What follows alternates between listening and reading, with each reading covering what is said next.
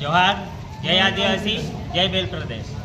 આજ રોજ અમે મામલતદાર કચેરી ખાતે આજ રોજ ભીલ પ્રદેશ મુક્તિ મોરચા દ્વારા અમારી આદિવાસી સમાજની વર્ષોથી માંગને લઈને અમે ગુરુ ગોવિંદની વર્ષોથી ભીલ રાજ્યની માંગણી લઈને આજ રોજ મામલતદાર ખાતે મામલતદાર સાહેબશ્રીના મારફતે રાષ્ટ્રપતિ મહોદયને સંબોધીને અને મુખ્યમંત્રીને સંબોધીને અમે આજ રોજ આવેદનપત્ર આપવામાં આવ્યા છે।